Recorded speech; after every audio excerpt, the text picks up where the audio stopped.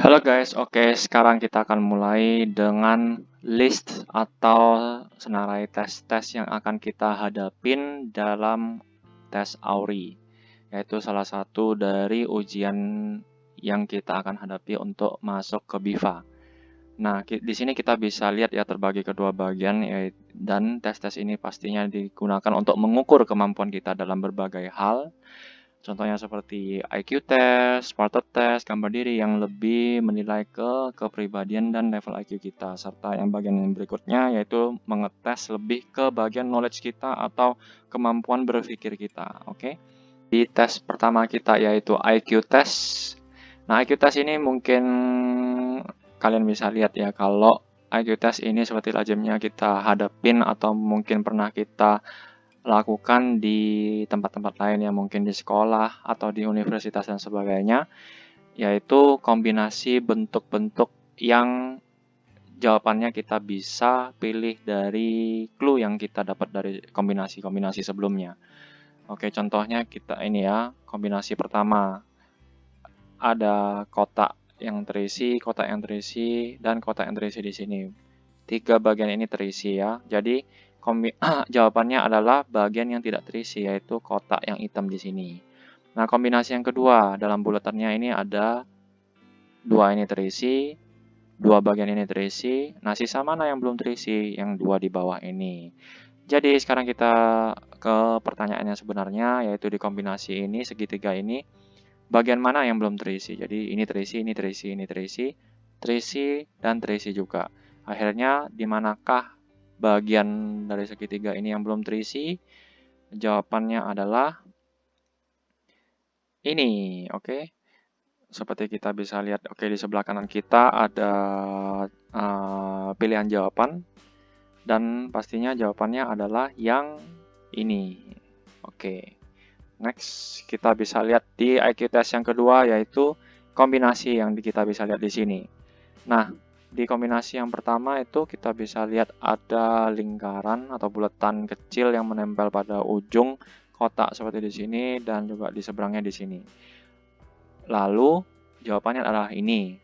Maksudnya menunjukkan bahwa jawabannya adalah di tempat bulatan itu tidak menempel, yaitu di sebelah sini dan sebelah sini. Di sini kosong ya. Dan kombinasi kedua kita bisa lihat lagi patternnya berulang. Kotak yang pertama ada kotak yang ada di sini dan ada kotak yang di sini dan seberang sini. Jadi kita bisa lihat jawabannya adalah ini, di tempat yang kotak itu tidak ada pada kombinasi sebelumnya, di sini dan di seberang di sini. Oke, maka jawabannya kita sudah bisa lebih kurang guess ya. Patternnya seperti apa. Jadi kita bisa lihat di kotak yang pertama ada bulatan ini, di kotak yang kedua kita ada kotak yang nempel di sebelah sini. Maka jawabannya kalian bisa tebak lebih kurang apa? Ya, jawabannya adalah nomor 4 di sini. Oke. Ya, masuk akal kan guys, soalnya di sini dan di sini belum terisi. Jadi kita tereliminasi ya, yang ini tereliminasi, yang ini tereliminasi dan ini tereliminasi karena di sini sudah terisi. Jadi kita choice-nya tinggal 4, 2, dan 3. Tidak mungkin 2 karena bentuknya sama, tidak mungkin 3 karena biarpun bentuknya berbeda tapi lingkarannya atau bulatannya itu kosong di dalamnya. Jadi otomatis jawabannya nomor 4. Oke, sekarang kita bisa lihat warteg test. Oke, mungkin kalian akan merasa lapar ya, karena denger, wah warteg nih ada makanan nih. Tes makanan nih, enggak guys, bukan. Jadi warteg ini double G ya, bukan warteg yang ini ya guys. Oke, kita bisa lihat di depan kita ada 8 set gambar. Oke, dan kita bisa lihat di gambar yang pertama, kenapa kok ada titik kok, kenapa ada liukan ini, kenapa ada garis vertikal ini, dan sebagainya. Nah, ini kita dikasih preset gambar, di mana kita diharapkan atau disuruh untuk menggambar di sekelilingnya seperti yang contoh-contoh yang akan aku tunjukkan di slide yang berikutnya. Oke, nah dari sini kita disuruh menggambar apapun, yang penting kita menggunakan preset yang kita diberi di hadapan kita ini ya. Oke, dan dari sini penilai akan menilai bagaimana lebih kurang kasaran kepribadian kita dari gambar-gambar yang kita gambar di depan kita ini. Oke, contohnya yang pertama, saya menggambarkan target atau bullseye ya, seperti yang di archery itu.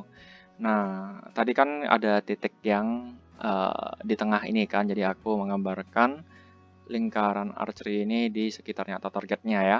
Nah, ini menunjukkan bahwa kita sangat presisi dalam segala hal yang kita lakukan dan kita selalu termotivasi untuk selalu berusaha mencapai segala tujuan atau ambisi kita ke depannya. Next, ada gambar burung dari liukan garis yang kita bisa lihat di awal preset gambar warteg ini ya.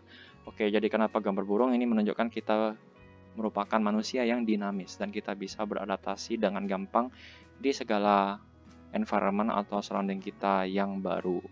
Next, kita bisa lihat yang garis yang vertikal tadi itu kita gambarkan tangga. Nah, tangga ini menunjukkan bahwa kita akan terus berusaha untuk mengupgrade diri kita ke arah goal kita atau ke arah tujuan kita di masa depan.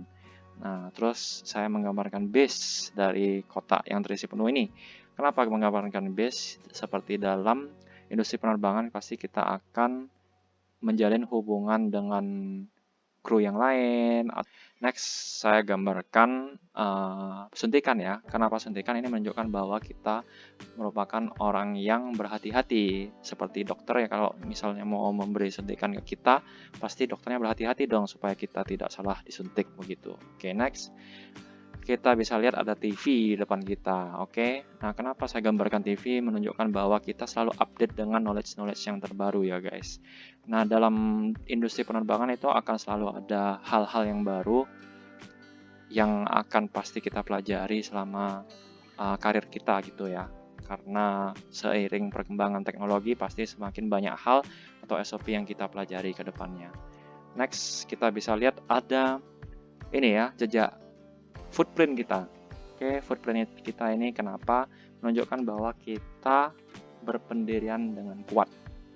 Oke, dan kita berdiri di atas dua kaki kita sendiri atau kita berdikari independen begitu ya. Terakhir, kita bisa lihat ada payung di sini ya guys. Nah, payung ini menunjukkan apa? Payung menunjukkan bahwa kita siap untuk menghadapi segala kemungkinan. Oke, sekarang kita akan bahas tentang tes bahasa Inggris. Kompleksitasnya tidak sesusah apa yang kita akan hadapin di tes TOEIC ya guys. Nah, di sini kita akan dites tentang kemampuan grammar kita yang basic-basic aja guys. Jadi contohnya nih ya, dari pertanyaan yang pertama, we bought these toys. It is bla bla bla. A, ours. B, mine. C, hers. Atau D, theirs. Oke, aku kasih 3 detik guys. Coba guess mana yang paling tepat. Oke, untuk yang menjawab yang paling tepat adalah ours. Benar guys. A, oke. Kenapa ours? Karena we bought these toys. We menunjukkan kita gitu. Jadi toys ini punyanya kita, ours. Oke, nomor 2. Your pet cat is so cute. Bla bla bla, I pet it please. A, would. B, should. C, may. D, do. 3 detik guys, coba tebak mana yang benar. Oke, kalau kalian menjawab may I pet it please, benar. Oke, C, may I pet it please. Karena di sini pertanyaannya kan didahulukan dengan pernyataan your pet cat is so cute. Pernyataan, dan setelah itu pertanyaannya apakah aku atau saya boleh memegang kucing kamu gitu kan. Jadi yang benar adalah C, may. Oke, kita akan lanjut ke tes kecepatan ingatan. Nah, di tes kecepatan ingatan ini dari namanya kalian bisa nebak kira-kira seperti apa ya. Jadi di sini kita akan dites seberapa mampukah otak kita menyerap suatu informasi di dalam waktu yang paling pendek. Nah, caranya gimana dalam tes ini?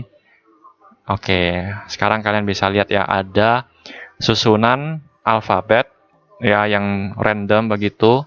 yang tidak masuk akal, bukan satu perkataan yang kita biasa dengar dalam bahasa Inggris atau di bahasa manapun.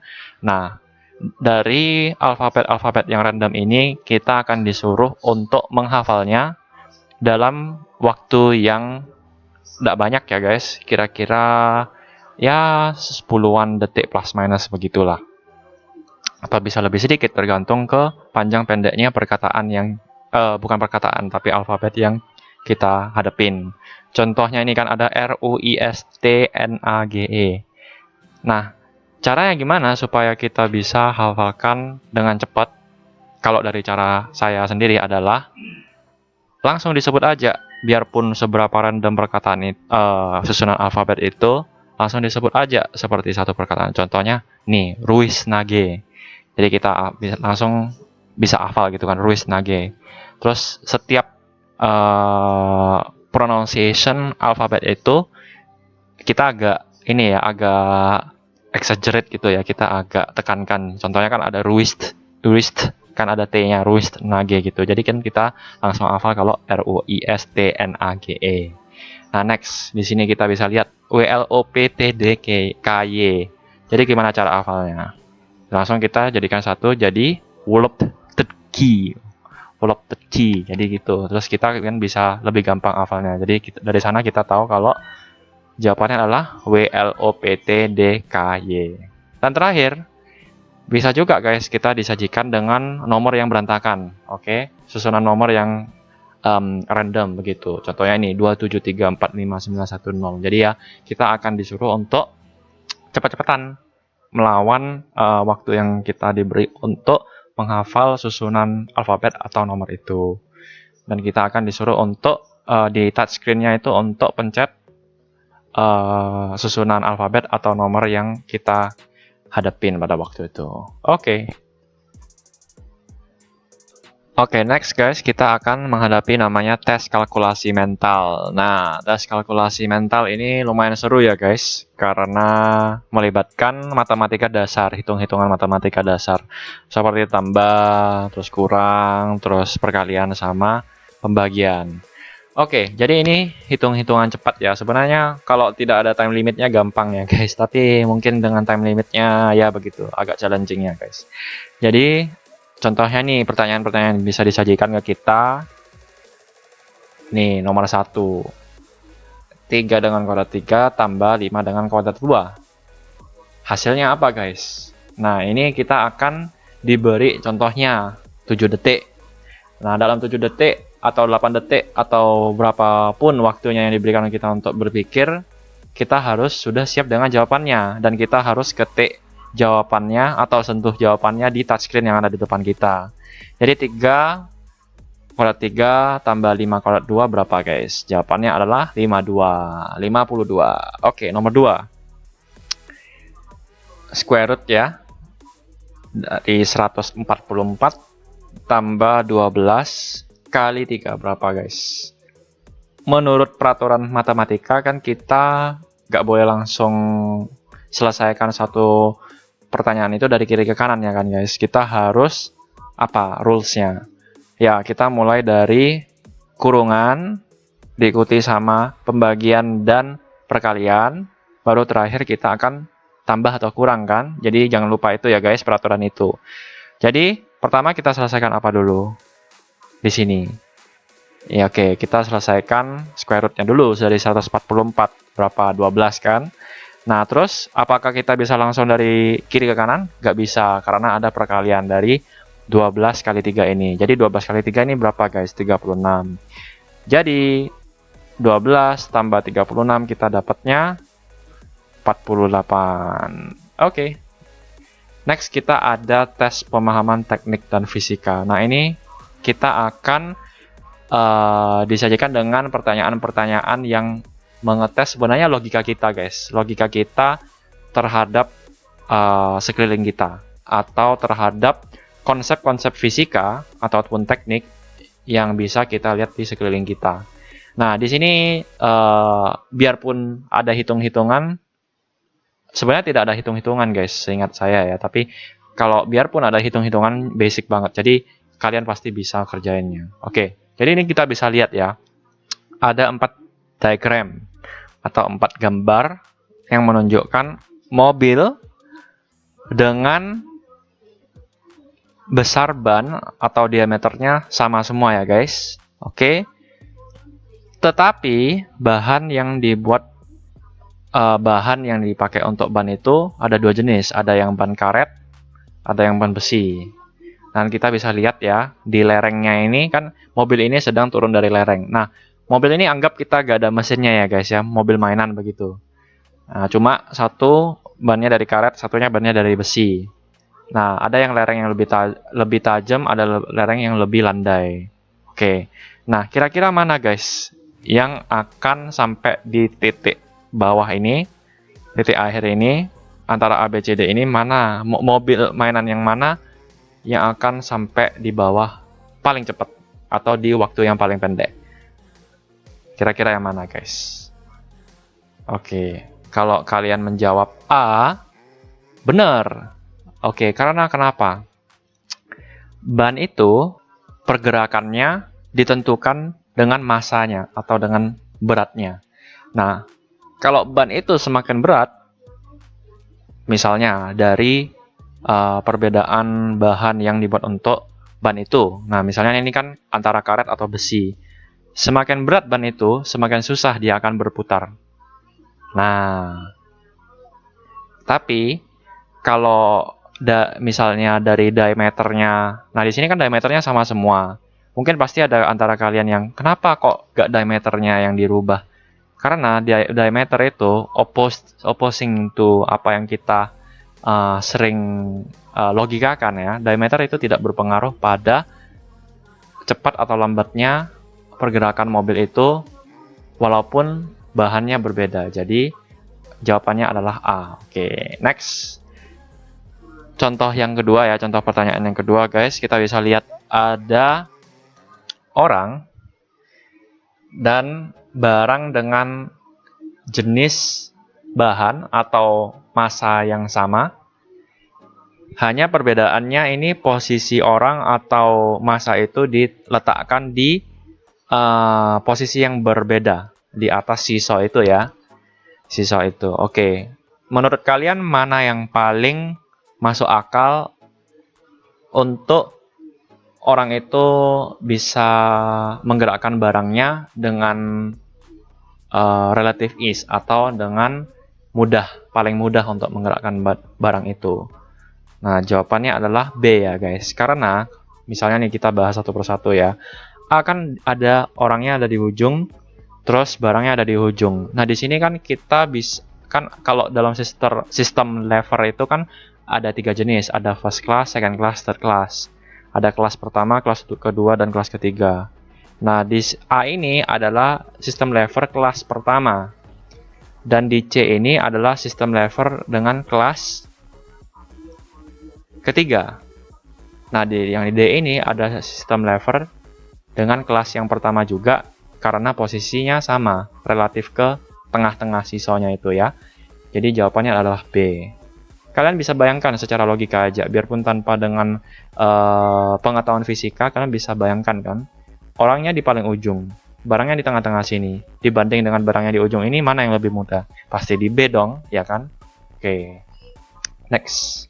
Tes persepsi visual. Nah, di tes persepsi visual ini, kita akan disajikan dengan pertanyaan-pertanyaan yang berurutan, tetapi kita akan dites secara visual, di mana kita akan menghadapi bentuk gabungan bentuk dan warna yang berbeda. Cuma di sini kita diperlukan untuk berkonsentrasi penuh ya, supaya kita bisa menjawabnya dengan benar, karena ini akan terus-menerus berganti pertanyaannya ya guys. Oke, jadi contohnya nih, ada 2 segitiga ya.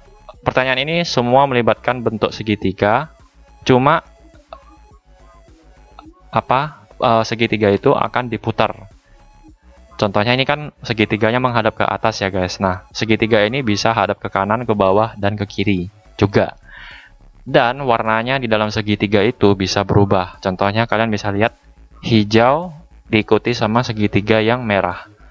Nah, Di sini kita bisa lihat bahwa segitiganya sama bentuk, tapi warnanya yang berbeda kan guys. Oke, dan next kita bisa lihat segitiga yang terakhir dari pertanyaan sebelumnya itu segitiga merah yang menghadap ke atas kan guys. Nah, kita bisa lihat di kolom kedua ini segitiga yang merah menghadap ke atas diikuti sama segitiga yang merah juga tetapi menghadap ke arah kiri. Jadi jawabannya apa guys? Apakah sama bentuk atau sama warna? Jadi jawabannya adalah sama warna. Oke, sekarang mungkin kalian bisa lebih kurang memahami ya maksud dari pertanyaan ini bagaimana gitu. Jadi di pertanyaan tes persepsi visual ini, pertanyaan tes persepsi visual ini, kita akan disuruh untuk di layar touchscreen itu ada dua pilihan. Nah, pilihan itu adalah antara sama bentuk atau sama warna. Nah, karena kalau begini kan gampang karena kita kan melakukan dengan pelan kan guys. Tapi waktu itu kita akan dikasih waktu. Jadi kita harus perang dengan waktu untuk kita nentukan sama ada, mungkin cuma dalam beberapa detik saja, sama ada sequence segitiga itu apakah sama bentuk atau sama warna, atau dua-duanya bisa sama bentuk dan sama warna. Oke, jadi kita lanjut ke kolom yang ketiga ya guys. Nah ini, sekarang kita bisa lihat dari segitiga yang sebelumnya warna merah dan menghadap ke kiri. Sekarang aku taruh di sini ya guys. Diikuti sama segitiga yang warna kuning tapi menghadap ke kiri juga. Jadi sama warna atau sama bentuk guys? Jawabannya sama bentuk lagi, seperti yang di kolom yang pertama.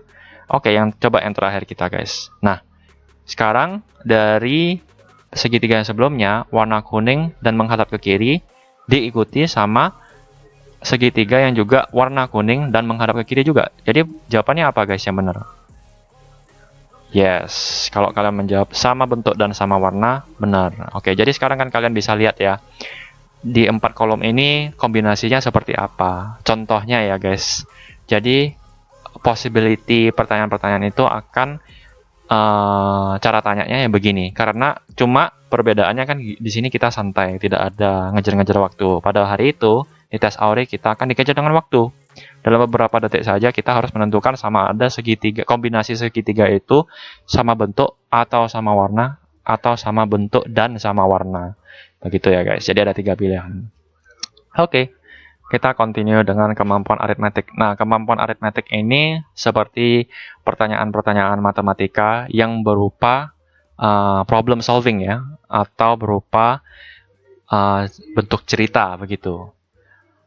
Dimana kita harus menguasai konsep-konsep hitungan matematika yang basic. Contohnya seperti hitung-hitungan kecepatan, jarak, dan waktu, dan hitung-hitungan lainnya seperti ya tambah kurang, pembagian, terus ya hitung-hitungan basic lainnya seperti kuadrat dan sebagainya. Ya juga bisa melibatkan konsep Pythagoras. Ya kalian ingat gak konsep Pythagoras itu apa? Ya konsep Pythagoras itu adalah cara menghitung panjang dan angle ya dari segitiga yang pastinya bentuknya punya 90 derajat itu, oke? Nah, sekarang kita akan lihat bagaimana cara mereka akan mengetes kemampuan aritmetik kita. Nah, dari pertanyaan yang pertama, kita bisa lihat ada diagram ya, atau ada gambar di mana ada titik A, B, C, D. Terus ada 20 km untuk garis pertama, 50 km garis kedua, 30 km garis ketiga. Nah, dari cerita pertanyaan ini adalah mobil Zaki berangkat dari titik A pada jam 12 siang. Mobil disetir pada kecepatan 80 km per jam dari titik A ke titik B. Selanjutnya, mobil disetir pada kecepatan 100 km per jam dari titik B ke titik C. Terakhir, mobil disetir pada kecepatan 60 km per jam dari titik C ke titik D. Jam berapakah akan Zaki tiba di titik D? Nah, ini relatif mudah ya guys. Jadi kan kita tinggal menghitung dari satu titik ke titik berikutnya, kita tinggal cari berapa tempuh waktunya, ya kan? Oke, jadi gimana guys cara menghitung waktu dari informasi yang kita terima, yaitu jarak dan kecepatan.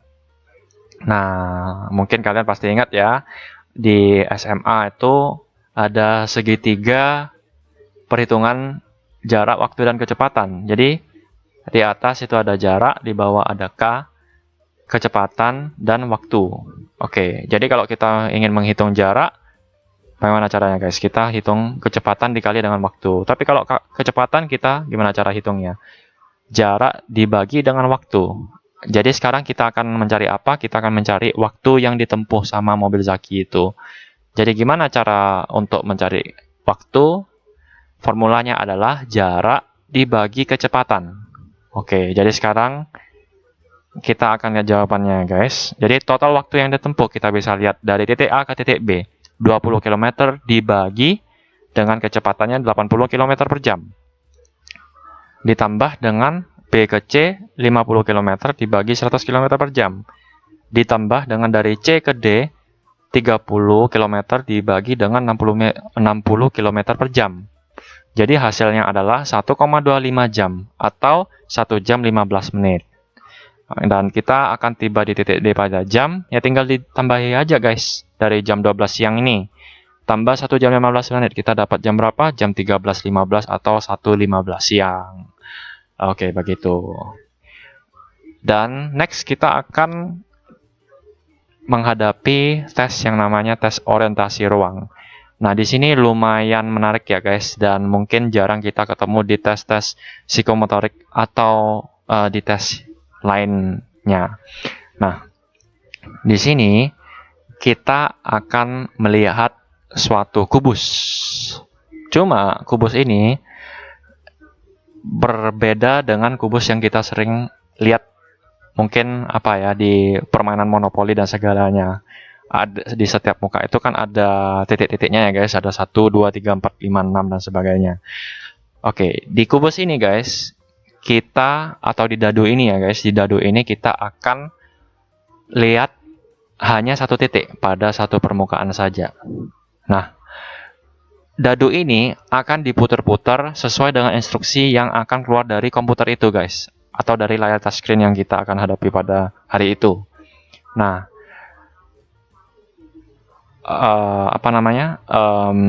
perintahnya bisa berupa begini guys.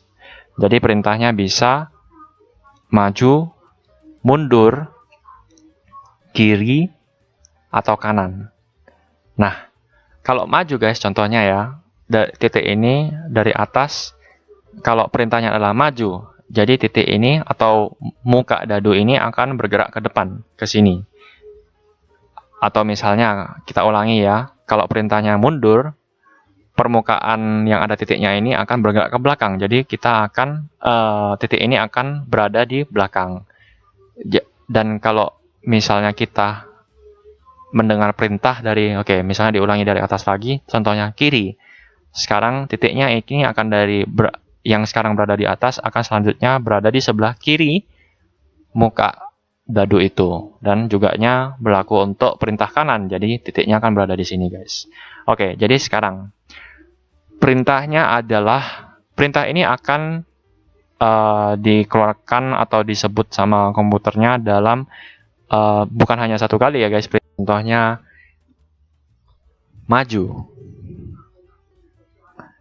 titiknya akan bergerak ke depan di sini ya guys. Oke, sekarang next adalah maju lagi. Sekarang titiknya akan berada di bawah, karena dari sequence yang kedua ke sequence yang ketiga, titiknya kan udah di muka depan. Jadi kalau kita disuruh maju lagi, titiknya akan berada di bawah. Next, kiri. Nah, sekarang karena titiknya ada di bawah sini, kalau kita gerakkan ke kiri, disuruh untuk gerakkan kubusnya ke kiri atau dadu yang ke kiri, titiknya akan berujung di sebelah kanan dadu itu. Dan terakhir, belakang. Nah, sekarang titiknya yang sebelumnya di sequence sebelumnya berada di sebelah kanan kubus atau kanan dadu itu akan berujung di tetap di sebelah kanan muka dadu atau kubus itu karena kita menggerakkannya ke belakang. Oke, seperti itu ya guys. Nah, sekarang kita akan menghadapi tes kepribadian. Nah, tes kepribadian ini gampang ya guys. Jadi kita hanya dituntut untuk menjawab dengan jujur karena ya sekali lagi akan mengetes kepribadian kita. Dan kalau menurut aku kita menjawab dengan cukup dengan sejujur-jujurnya. Contohnya ini, saya suka menyusun barang dengan rapi. Kalian suka menyusun barang dengan rapi atau tidak? Kalau kalian suka menyusun barang dengan rapi, ya pencet A, ya. Kalau tidak suka, ya B, tidak. Nah, nomor 2, saya bisa menerima teguran atas kesalahan saya. Kalian bisa tidak? Kalau bisa, pencet A, ya. Kalau tidak bisa, pencet B, tidak. Saya memilih untuk beristirahat ketika tidak ada kegiatan. Ya atau tidak? Ya terserah kalian. Kalau kalian merasa kalian begitu, ya pencet A. Ya, kalau tidak begitu, ya pencet B, tidak. Tuh. Oke, sekarang kita akan hadapi tes yang terakhir itu guys. Kemampuan psikomotor. Nah, di tes kemampuan psikomotorik ini, kita akan disajikan dengan instrumen-instrumen yang kita bisa lihat di pesawat, di kokpit ya. Nah, kita bisa lihat di depan ini kita ada 3 instrumen, basic instrumen ya. Yang pertama yaitu heading indicator atau penunjuk arah. Terus yang kedua altimeter atau instrumen penunjuk ketinggian dari aras laut. Dan yang ketiga adalah airspeed indicator. Nah, airspeed indicator ini penunjuk kecepatan ya guys. Oke, jadi di tes ini kita akan disuruh untuk pegang joystick yang ada di depan touchscreen komputer itu. Nah, di sini kita akan disuruh untuk maintain atau untuk menahan sama ada 1 atau 2 instrumen dengan menggunakan joystick itu dan juga dengan throttle yang ada pada joystick itu ya guys. Nah, throttle itu pada waktu saya tes itu ada menyatu ya dengan joystick itu ya guys. Jadi ini saya gambar ini di sebelah kiri ini adalah indikator throttle percentage kita. Oke. Nah, sekarang contohnya ya, pertanyaan adalah dari kita akan disuruh untuk maintain semua indikator-indikator di semua instrumen ini. Caranya bisa dengan merubah posisi joystick atau merubah posisi throttle kita. Nah, contohnya heading indicator ini ya. Dari posisi north kita disuruh untuk turn ke south atau turn ke heading 180 di bawah ini. Dan di indikator yang kedua atau instrumen yang kedua itu altimeter kita akan disuruh untuk turun dari 2000 feet 2000 kaki ke 1000 feet 1000 kaki. Dan di instrumen yang di airspeed indicator kita akan disuruh untuk maintain 100 knots atau 100 knots di sini ya guys. Nah, caranya gimana? Oke. Ada 2 parameter atau ada 2 indikator yang kita harus merubah, yaitu heading indicator dari heading north atau 360 ke heading south 180 dan dari 2000 feet di altimeternya ke 1000 feet. Jadi pesawat kita akan turun sambil berbelok ke kiri. Dan tapi di saat yang sama kita maintain airspeed-nya 100 knots. Oke. Jadi gimana kita guys untuk bisa kita maintain? Nah, pertama kita bisa mengurangi throttle-nya ya sedikit untuk kita bisa maintain 100 knot karena kita akan descend atau kita akan turun dari 2000 kaki ke 1000 kaki. Di saat yang sama joystick-nya kita akan belokkan ke kiri. Oke, supaya kita bisa putar dari heading north 360 ke heading south 180. Nah, dan hasilnya begini guys. Sekarang kita akan berujung pada heading south. Terus kita juga akan berujung pada ketinggian 1000 kaki, 1000 feet. Tapi di saat yang sama airspeed indicatornya kita terus maintain di 100 knot. Dan throttle-nya kita, pertama kan kita agak tinggi ya. Nah, setelah kita Tuh karena kita turun, kita ngurangi throttle-nya supaya kita bisa tetap maintain speed di 3 bar ini contohnya. Begitu ya guys. Oke, jadi beginilah pertanyaan-pertanyaan yang kita hadapi pada waktu tes Auri. Thank you.